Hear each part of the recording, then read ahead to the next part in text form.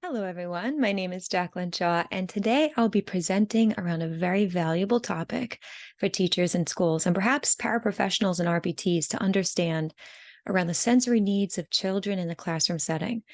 I'm sure if you work with adults in the day hub facility who have sensory needs, this presentation will be really helpful for you as well.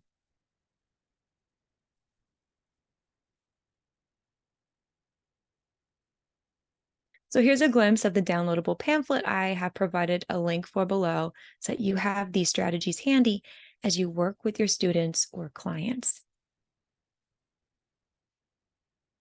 Okay, let's get to the presentation.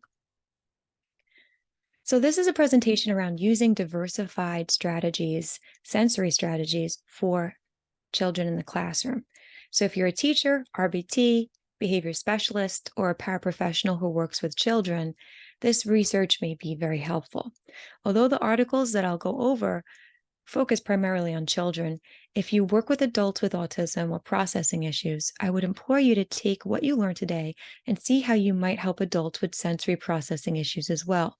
Empirical evidence around the use of sensory activities and strategies in the classroom did not really exist until recently. Today, we'll go over the roadmap for choosing which interventions are best for individualized plans. First off, sensory activities are a broad range of activities that engage the basic senses. The senses include sight, smell, taste, touch, and sound, as well as two others. And the two other senses aren't really talked about much, but they are the proprioceptive and vestibular senses. And since I'm sure you are well versed in the first five, I'll go over the last two now. So the vestibular senses pertain to the way that gravity lands on the nervous system. This relates to posture and balance. The receptors of the vestibular system are found in the ear, which transfers information to different parts of the brain that are responsible for motion, steadiness, posture, and body control.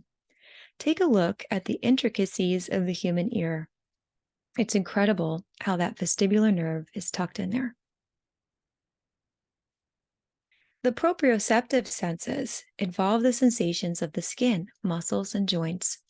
Although balance can be tied in there and related back to the vestibular senses, the proprioceptive senses specifically include the way that we position our limbs and trunk of our bodies and how much effort and sense of force is needed to hold it there.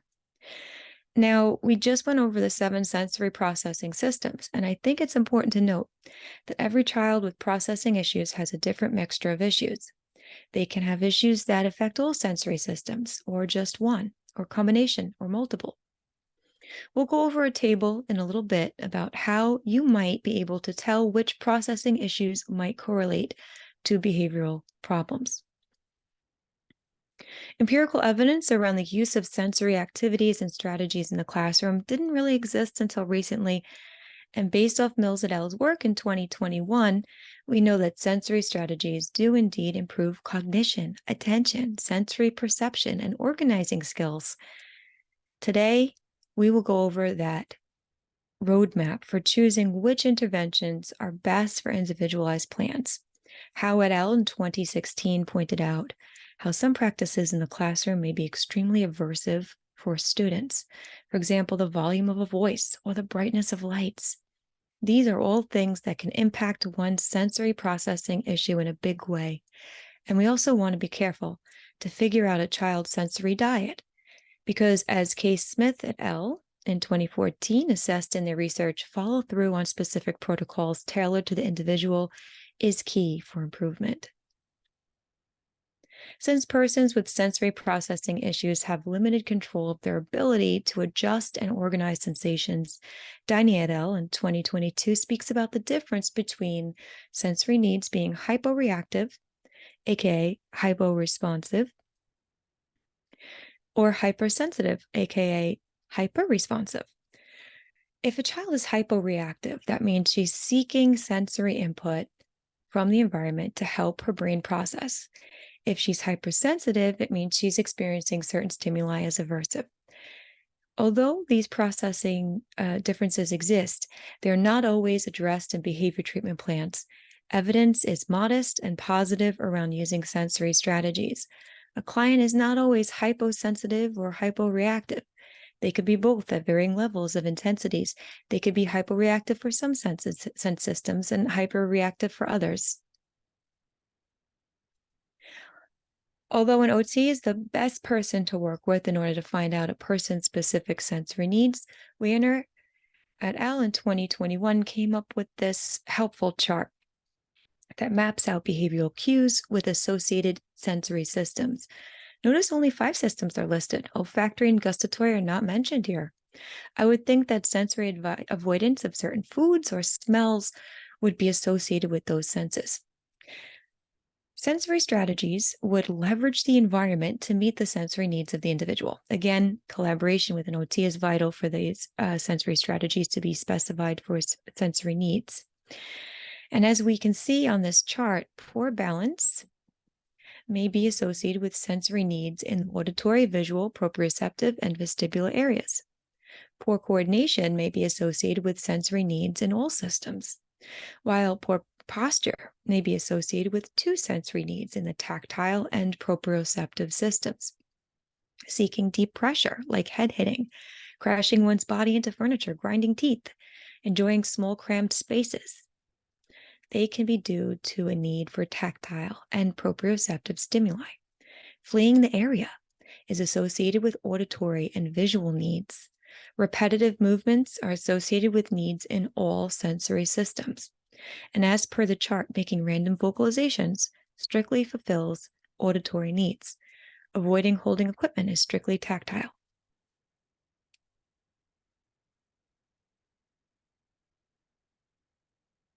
Okay, so the sensory strategies that are most evidence-based include those that 1, consult an OT, as I mentioned before.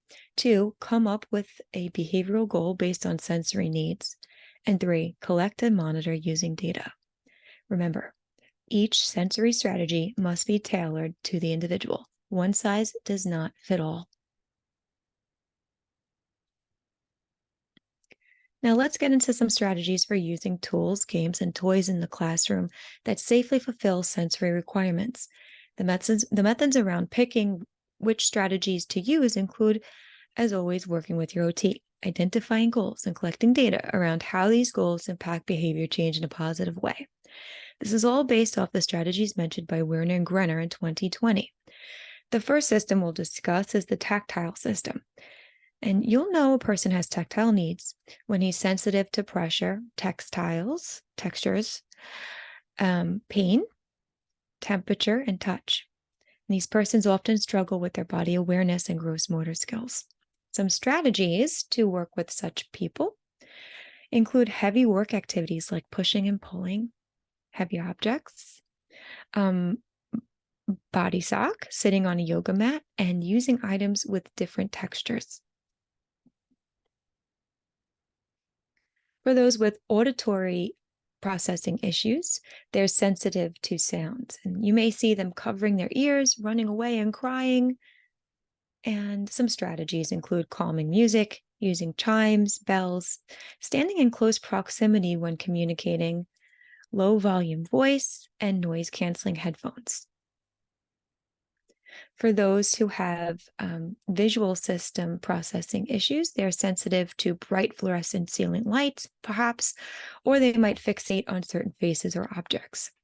Some strategies for working with such individuals include using partitions or physical barriers so that their visual field is narrowed, providing visual cues for work-oriented material, using PECs, picture exchange systems, picture schedules, social stories, and communication devices. For those with proprioceptive sensitivity issues, they may be sensitive to body and muscle movements. One with issues here may have to look at body parts as they move them. Some strategies for working with such individuals include activities like body bowling. So body bowling would be more of a child-oriented activity, but using a nice plush yoga mat and lining up some pins and then having the child knock down as many pins by rolling into them. Engaging in physical imitation games like Simon Says, and using blocks to stand on while engaged in catch exercises. So as you can see, the guy on the podium, if he were to catch the green ball, then he would be engaging his proprioceptive system. Next, we have the vestibular systems. People with processing issues around this are sensitive to the way the nervous system is influenced by gravity, and this impacts the way that the body directs, positions, and moves itself with speed. Some strategies for addressing this system are movement breaks to bounce and rock using a rocking chair, spinner board, or movement board. So we all know that sensory items can be expensive, and if you're working with persons who have sensory needs, I would encourage you to get creative. Lyra in 2008 came up with a list of everyday items that can be used in the classroom setting. They can be purchased in a 99-cent store or a local Dollar Tree and can be used to create a sensory experience for the one you work with. Working with highly accessible sensory objects can help students work on skills like sound localization, eye-hand coordination, visual tracking, and cause and effect, as well as address sensory needs. Some of these items include pads, rolling massagers, flashlights, tinsel, Easter grass, sand, beans, shaving cream, Play-Doh, bubble wrap, cotton balls, sponges, scrubbers, scoring pads, shredding paper, sensory boards that you can create, by the way, if you staple or nail some different textures to a block of wood, that could be really helpful. Bubbles, reflective emergency pads, blankets, strings, pom-poms, macaroni, and vermiculite, which is always really fun. Okay, and just a little recap again. Remember, consult with your OT, come up with your behavioral goal for each individual, and that is related to their sensory needs, and collect and monitor using data. All right, so the direction of research around this area have been moderately significant. So not strongly significant, but moderately. So of the strategies mentioned by Weiner 2020, olfactory and gustatory systems were not mentioned. Exploration around how taste and smell affect individuals should be explored some more. As per Mills et al. 2021, teachers, rather than trained researchers, would implement interventions in classroom settings which can create bias. Full diagnostic information around autistic diagnosis are not always disclosed, which can confound the measurement around cognitive skill levels. This concludes my presentation. Thank you so much for joining me, and I'm hoping that this information helps to better assist you in meeting the sensory needs of the persons you serve.